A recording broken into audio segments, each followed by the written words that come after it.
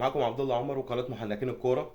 والنهارده ان شاء الله هنتكلم على ماتش الزمالك وسيراميكا اللي خلص بالتعادل 2-2. وطبعا احنا كل مدى بنفرط في الامل ان انت تنافس على مركز يأهلك لدوري ابطال افريقيا، لان كده كده انت هتلعب كونفدراليه حتى لو يعني طلعت خامس طلعت سادس دوري. هو اللائحه بتقول ان انت وصيف الكاس يلعب كونفدراليه لو بطل الكاس واحد من الاول او الثاني اللي هيلعبوا دوري الابطال يعني.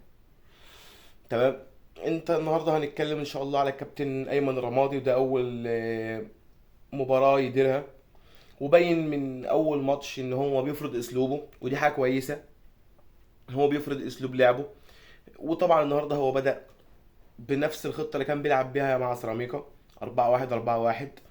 كان يعني حتى التفصيله البسيطه ان هو النهارده لاعب محمد صبحي وما لعبش عواد له الاصابه يعني بتاعت محمد صبحي.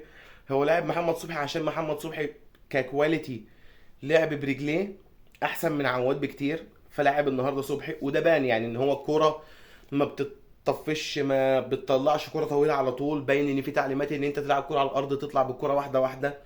طبعا 4-1 4-1 المفروض ان انت عندك لعيب في نص الملعب اسمه دونجا، المفروض هو حلقه الوصل بين نص يعني بين نص الملعب وبين خط الدفاع. هو مش موجود. هو ما استلمش كوره وحتى واحده من خط الدفاع لعبها لقدام. هو اي كوره كان بيستلمها كان بيستلمها وظهره للملعب، فيرجع الباص تاني، يلعبوا يمين يلعبوا شمال، انما يطلع الكوره لقدام، يضرب خط بباص، يعني يضرب خط النص بتاع الفرقه اللي قصاده بباص. تمام، مفيش الكلام دوت، ده مش موجود عنده، او هو مش موجود في تفكيره، او هو الكواليتي بتاع اللي احنا بنتكلم فيه او اللي عايزه الكابتن ايمن الرمادي من لعيب رقم 6 هو مش موجود في دونجا يعني. كابتن ايمن الرمادي هيبقى محتاج لعيب رقم 6، حتى مش طارق حامد. كابتن ايمن الرمادي هيبقى محتاج لعيب رقم 6 زي بلاتي توريه. يعني هو انا نفسي نبص بصه، يعني طارق حامد على عيني وعلى راسي وزملكاوي وقائد وكابتن فرقه، بس برضه طارق حامد ما كانش بيلعب كوره قدام عشان نكون على نور. تمام. يعني الوحيد اللي انا شفته رقم 6 وبيلعب كرة لقدام هو بلاتي توريه في الدوري المصري. تمام. يعني انا عايز لعيب، يعني وكابتن ايمن الرمادي هيبقى عايز لعيب في نص الملعب رقم 6 زي بلاتي توريه. ليه؟ هو عايز لعيب هيعرف يديله باص في يعني بين خطوط، لان هو كابتن ايمن الرمادي بيلعب 4-1 4-1، فالاربعه بتوع نص الملعب اللي المفروض هم تحت قلب الهجوم بيبقوا بيتحركوا بين الخطوط، بيتحركوا بين خط الدفاع وخط النص بتوع الفرقه اللي قصادنا. فهو عايز لعيبه بتتحرك على طول، عايز لعيبه بتعرف تطلع باص صح، بتعرف تطلع باص مش تقليدي، باص مفاجئ.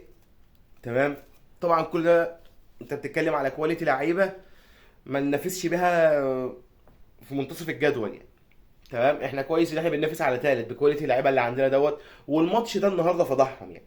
ماتش النهارده فضحهم ان هو المدرب ما طلبش منك حاجه غير انت تلعب كره على الارض. هو كان يعني احنا نبدا بقى نحلل الماتش. كابتن ايمن الرمادي بدا اول ربع ساعه في الماتش ضاغط من قدام، مش ضغط اللي هو تأدية واجب، لا، هو ضغط انا عايز الكوره، لغايه لما نجح في كده. وناصر منسي لما كل زوايا التمرير اتقفلت على لعيبه سيراميكا وقاموا مرجعين لمحمد بسام، ومحمد بسام مش عارف هيباصي الكرة لمين لغايه لما اتزنق، اللي هو ناصر منسي قطع الكرة وحطها جون. والكرة دي اتكررت كذا مرة، يعني محمد بسام غلط، كان هيغلط كذا مرة في حاجة زي كده. بسبب ايه؟ مش كده وخلاص، هي بسبب ان في ضغط من الفرقة اللي قصادي وقفل زوايا التمرير على اللعيبة بتاعتي. يعني هو كابتن ايمن الرمادي عارف ان لعيبة سيراميكا حافظها، كان بيمرنها، عارف هي بتطلع بالكرة ازاي، طريقة لعبهم ازاي. وهي طريقة كابتن علي ماهر تشبه الى حد ما طريقة كابتن محمد ايمن الرمادي، بس في نفس الوقت كواليتي اللعيبه ما ساعدوش ان هو يكسب الثلاثه بونت النهارده. يعني مثلا هنتكلم، انت بتتكلم الاربعه اللي ورا، يعني والله العظيم يعني انا من قبل ما الجون يخش فينا، الجون التاني مش الاول، انا وحياة ربنا كان في ورقه قدامي كاتب فيها، اقسم بالله كاتب فيها اي كره عرضيه على الزمالك خطر. ده مش الشوط الاول، يعني انا اقسم بالله كده مش الشوط الاول، اي عرضيه على الزمالك الكرة خطر، الكرة مرعبة، يعني الكرة مرعبة، اي كرة على الزمالك مرعبة عرضية. ما هو المشكلة بقى ان انا عندي قلبين الدفاع بتوعي النهاردة طولهم 190 او اعلى. ازاي؟ يعني انا طول اللعيبة الاتنين قلب الدفاع اللي عندي معديين 190 سنتي، واي كرة عرضية عليهم خطر، اي كرة عرضية خطر. تمام. نتكلم يعني مثلا الجول الاول، المفروض ان صلاح مصدق مش هي، يعني هو ما فيش تطفيش، بس انت مزنوق، مش عيب اللي انت تطفش، مش عيب اللي انت تطلع الكرة اوت. انت في ماتش الاهلي لما برضو دونجا، يعني هو برضو دونجا بصلك بص غلط وانت تلاقيت نفسك اتزنقت، انت سبتها طلعت اوت. حتى احنا قلنا ان انت لعيب فعلا فاهم انت بتعمل ايه، لعيب فكرك كويس، بتفكر قبل ما انت بتعمل حاجة في الملعب، انت بتفكر. انت النهاردة الكورة انت يعني طولت منك، بس في نفس الوقت قبل ما اجيب اللوم عليك، الكرة من قبلها قبل ما تيجي للاعيب اللي انت قطعتها منه، دونجا برضه، يعني دونجا المفروض يا دونجا انت نص الملعب، لو كابتن ايمن الرمادي مسكك مان هيمسكك فخر لقاي. تمام. انا النهارده فخر لقاي هو اكتر لعيب في الفرقه، اكتر لعيب بيتحرك بين الخطوط. انت في كوره يا دونجا والله العظيم انا شايفك سايب اللعيب المفروض انه بتاع نص الملعب بتاع الفرقه اللي قصادنا اللي هو كان فخر لقاي، انت سايبه في ظهرك. المفروض ان فخر لقاي ده قلب هجوم، بس هو علي ماهر منزله يستلم من نص الملعب. انت المفروض ان اللعيب ده خلاص هو بيلعبك شمال، هو بيلعبك عليه ان اللعيب، انا اللعيب جه في منطقتي في المكان اللي انا واقف فيه، انا همسكه، انا همسكه مش هعديه، هحاول اقطع الكرة منه، هحاول اضغط عليه. لا، انت سايب اللعيب طول الماتش بتاع نص الملعب ايا كان هو مين في فرقة سيراميكا، انت سايبه في ظهرك. يعني انت المفروض تكون انت سايبه في وشك، يعني هو اللعيب في صدري مش في ظهري. اللعيب انا شايفه قدامي، انا عارف هو هياخد الكوره، انا هضغط، هسيبه يلف وهقابله، هقفل زاويه التمرير عليه، انا عارف هو عايز ايه. لكن انت واقف بتحلق على الكوره من بعيد، يعني انت حتى ما بتضغطش تاخد الكوره، انت واقف بتحلق من بعيد، وفي نفس الوقت الكوره بتتلعب في ظهرك، بص على الارض شكرا ضربك. عبال لما بتلف وترجع، ويا ريتك بتلف وترجع تعمل سبرنت، انت بتلف وتجري على مهلك. هو انا عارف الشمس كانت حاميه النهارده، يعني انا عارف الشمس كانت حاميه، احنا كلنا شغالين وعارفين ان الشمس كانت حاميه النهارده. تمام. نيجي في حاجه تانية، كابتن مصطفى شلبي. بس حاجه قبل ما نتكلم في الكوره، في كوره في الدقيقه 43 و20 ثانيه، انا والله العظيم عشان كنت هتشلم الكوره دي. دقيقه 43 و20 ثانيه، كوره جايه له، الكوره كانت هجمه علينا اتقطعت بقت هجمه مرتده، عشان بس نكون مع بعض على نور. الف ب هجمه مرتده، تعريفها في المعجم اقل عدد من الباصات يوصلني للجون، اقل عدد من الباصات يوصلني للجون دي الهجمه المرتده، وتبقى سريعه مش على مهلي. كابتن مصطفى شلبي في الدقيقه 43 و20 ثانيه الكره اتقطعت من سيراميكا جات لنا، انت بقى المفروض هتعمل ايه؟ انت بقيت في نص الملعب، عبد الله السعيد وناصر منسي. عبد الله السعيد متطرف شمال سن وقاطع بيجري سبرنت وبيشاور له، ناصر منسي داخل في قلب الملعب وقاطع سبرنت بعد نص الملعب وبيشاور له. يوم مصطفى الشلبي يعمل ايه؟ هو الصح انا هعمل ايه؟ انا هرمي الكوره قدام، والله جت لناصر جت لعبد الله، انا هرمي الكوره، هو المفروض انت توجهها لحد، بس يا عم انت مش هتوجهها، انت هترمي الكوره في المكان اللي هم رايحين له، تيجي بقى لاي حد يضغطه، بس انت ترمي الكوره هنا، او هو ده الصح. لا، انت قمت عامل ايه؟ انت قمت داخل يمين، قمت انت لافف داخل يمين، عامل باص، اقسم بالله الكره اتقطعت، الكره اتقطعت بعد الباص ده، الكره اتقطعت، رجعت علينا هجمه، محمود بنتايج عمل فاول انذار، الكره الفاول اتشاط كان هيخش جون. كل ده بسبب قرار غلط، يعني كل ده يا شلبي بسبب قرار انت خدته غلط، اللي هو المفروض انا الكره جايه لي مش لازم اتحنكش فيها، لا العب واحده على طول لقدام.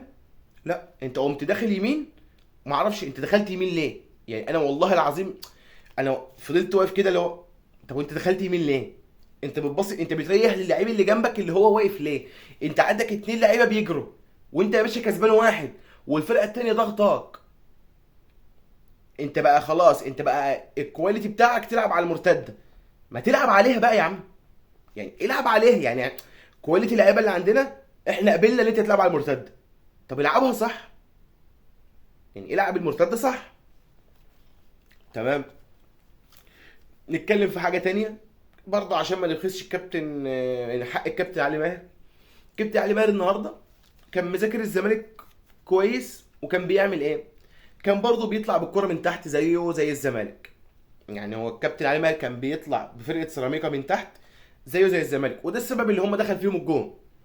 بس هم كواليتي نص الملعب بقى الهجوم بتاعهم اعلى مننا، فانت بتحس ان هم اللي ماسكين الكوره، هم بيعملوا هجمات اكتر مننا او احسن مننا او فيها خطوره عن الزمالك. وده بسبب حاجه، ان هو عنده كان بيخلي محمد رضا بوبو، بيخلي محمد رضا بوبو بيجمع اللعب في حته معينه، وبيقوم حاطط باص في مساحه ورا الباكين، اي باك فيهم. يعني هو بيجمع اللعب وفجاه بيرمي باص ورا الباكين، ايا كان بقى الشمال او اليمين، للعيب هو بيجري. ودي حصلت علينا كذا مره، ويعني وحصل منها هجمه كذا مره. تمام.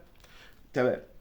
ده كابتن علي ماهر، ودي يعني كان اللي هو الفكر بتاعه، واللي هو هنقول ما نقدرش نقول ما نجحش، ان هو بعد ما دخل في جون اتعادل، وبعد ما دخل في التاني اتعادل، فهو فكره نجح. حتى التبديلات بتاعته نجحت لانه هو نزل بالحاج، وبالحاج هو اللي حط الجون يعني. تمام. يعني كابتن ناصر ماهر، والله انا حاسس ان انت فلوسك حرام، معرفش ليه. يعني انا حاسس ان انت فلوسك حرام. يعني احنا مش يعني احنا كل ماتش سبحان الله، سبحان الله والله، انت كنت بتطلع نار من بقك في مودرن. يعني انت كنت بتطلع نار من بقك في مودرن. دلوقتي انت كل ربع ساعة في ماتش بإصابة، وهنقعد على قفاها اسبوع، 10 ايام، 15 يوم. ده مش بعيد لي لو ما قعدت الشهر. تمام. فيعني ربنا يشفيك، نفسي ترجع لمستواك، تركز في الكوره بس. يعني بسيرو كان ظلمك، واحنا عارفين ان هو كان ظلمك. جالك كابتن ايمن الرمادي عايز لعيبه بتلعب كوره، عايز لعيبه كويره من الاخر. فيعني ان شاء الله ترجع لمستواك وتقوم بالسلامه. مش هقول لك حاجه غير ان ربنا يقومك بالسلامه يعني. طبعا لما الكابتن ناصر ماهر اتصاب، هو نزل حسام اشرف وبقى بيلعب. لما نزل حسام اشرف بقى بيلعب، انا كنت بحسها والكوره معانا احنا 3-5-2. كابتن ايمن رمادي ما اعرفش، كنت بحسها 3-5-2، لان كان بيخلي حسام وناصر جوه ال 18، وكان بيطير عمر جابر وسيف فاروق جعفر، او لو هيطير بنتايج كان عمر جابر هو اللي بيأخر نفسه يعني. كان الملعب بيبقى مايل، عمر جابر لو طاير بنتايج بيقعد مع صلاح مصدق وحسام عبد المجيد. لو بنتايج هو اللي طاير، عمر جابر بيقعد مع صلاح مصدق وحسام عبد المجيد. تمام. وبتفضل تشكيله نص الملعب طبعا اللي فيها دونجا وفيها مصطفى شلبي النهارده الحنكش هو ودونجا، تفضل زي ما هي. يعني تفضل الحنكشه زي ما هي في نص الملعب اللي هي لا حياه لمن تنادي. النهارده سيراميكا كليوباترا عمل عليك كميه باصات بين الخطوط، ضرب بيها نص ملعبك، لا تعد ولا تحصى. تمام. لا تعد ولا تحصى بجد. كابتن دونجا النهارده، اقسم بالله كابتن ايمن الرمادي، انا هحترمك لو قعدت دونجا في ماتش بيراميدز. والله العظيم هحترمك لو انت قعدت دونجا في ماتش بيراميدز ما لعبتوش، لان دونجا اسوأ واحد في الماتش، اكتر لعيب مهمل في الملعب، مهمل بوظايف مركزه، اكتر لعيب بيضر فرقتنا. يعني هو اكتر لعيب مضر للفرقه هو مصطفى شلبي. يعني مصطفى شلبي برضو لسه في نفس الطبع، ياخد الكرة وبيجري. يعني هو مصطفى شلبي بيجري، ما بيعرفش يوقفها. يعني هو مصطفى شلبي ما بيعرفش يوقفها خالص، الكرة ماشيه وهو ماشي معاها، اللي هيحصل التاني بقى. تمام. يعني انا هحترمك يا كابتن ايمن، وانت النهارده فعلا انت جيت فرضت اسلوبك، نزلت لعبت بطريقه لعبك انت. طبعا كواليتي اللعيبه ما ساعدكش، بس انت لعبت بطريقتك انت. فانا هحترمك لو لعبت من غير دونجا. يا ريت تلعب من غير دونجا، وهو ومصطفى شلبي والجزيري يوم 6 يونيو بعد الكاس يتوكلوا على الله. واتمنى دونجا ما يلعبش مركز 6، واللي يلعب مركز 6 محمد شحاته، لان اي حد غير دونجا هيأدي فيها. عبد الله السعيد يأدي فيها احسن منه يعني. تمام. طبعا اي كرة ثابته خطر على الزمالك. اي كرة ثابته لازم صلاح مصدق يطور في نفسه من الكرة العاليه. هو حسام عبد المجيد، صلاح مصدق الجون بتاع البنك الاهلي بسببه. تمام، لان هو طلع مع ياو انور وما خدش الكوره. والجون النهارده هو ورا المدافع بمتر ونطت. انا ما اعرفش هو نط على ايه يعني، انا ما اعرفش صلاح مصدق نط على ايه. ده غير برضو ان هي غلطه عواد ان الكوره في زاويته يعني. تمام. طبعا هو مفيش هجمه النهارده، مفيش حاجه ملحوظه بتحصل غير ان انت بتلعب كره على الارض، لكن مفيش هجمه واحده. طبعا المفروض ان كل ده مع الوقت هيجي، واقل حاجه في الوقت ده هتبقى شهر، وهو الكابتن ان شاء الله هيمشي بعد شهر. يعني هو الكابتن جاي شهر ويمشي. طبعا النهارده اتفرجنا على البنك الاهلي عمل ايه في بيراميدز. وانا كنت قلت الفيديوهين اللي قبل كده اللي هم ماتش المصري وماتش البنك الاهلي، قلت يا ريت يا ريت اللي يجي طارق مصطفى. يعني وانا نفسي لو عايز تعمل خطه لثلاث اربع سنين قدام، هات المدرب ده من السنه الجايه، من اول السنه الجايه، وشوف طلباته ونفذها له. ومفيش حد هيخاف عليك على قد ولاد النادي بتوعك يعني. ولاد النادي بتوعك. تمام. ال... الاوفرات يعني بتاعت محمود بن تايج ما شاء الله يعني. حتى الاوفر اللي لعبه على الارض اللي بين نقطة البنالتي والستة ياردة، المفروض ان انت كان في اتنين، المفروض حسام اشرف وناصر، المفروض كانوا هم بيبقوا ضاغطين اكتر من كده، المفروض يبقوا هاجمين على الجون اكتر من كده. بس هو مفيش حظ والماتش خلص. يعني هو علي ماهر حتى التبديلات اللي نزلها طمع في الماتش. انت بقيت فرقة مستباحة. الفرق اللي المفروض بتبقى نازلة بتلعب تحت الكورة وبتقابل من نص ملعبها، لا هي نازله بتضغط عليك من قدام وبتلعب عليك كوره وبساط بتضرب بيها خطوط، وبيرمي كور ورا الباكات وبيعمل اوفرات وكور ثابته وعرضيات. طبعا الجون التاني حسب الله ونعم الوكيل في كادونجا. تمام. بس يعني النهارده عواد طبعا يسأل في الجون اللي نازل يتنك على مدرب بتاعه. عمر جابر يعني كفايه كده علينا. صلاح مصدق طور من نفسك في الكور العرضيه، راجع نفسك. يعني انت ككواليتي مدافع كويس، بس لازم تطور من نفسك.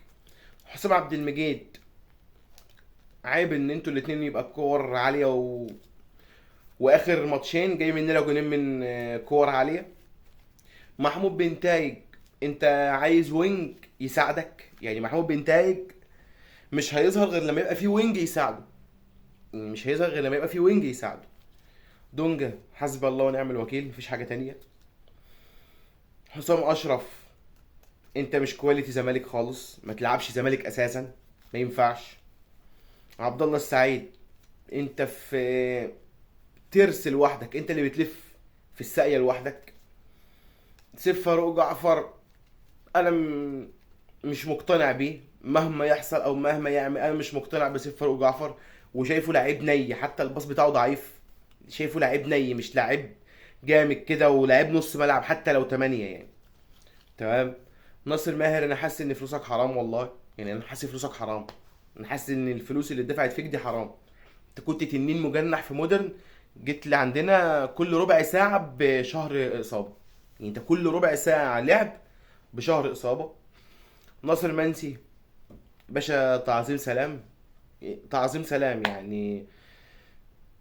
يا رب يبقى في فرقة الزمالك خمس ست لعيبة اساسيين واحتياطي. يعني احنا قابلين بخمسه سته اساسيين واحتياطي بنفس الاجتهاد بتاعك ونفس الروح بتاعتك يعني. بس وده كان تحليل ماتش الزمالك وسيراميكا. ويا رب اكون خفيف على قلبكم. ولو عجبك الفيديو ممكن تعمل لايك وسبسكرايب للقناة وتفعل الجرس عشان يوصلك كل جديد. وممكن تسيب لي كومنت تشوف لو انا مقصر في حاجة او وقع مني حاجة تقول لي عليها، ودينا بنتكلم مع بعض. والسلام عليكم ورحمة الله وبركاته.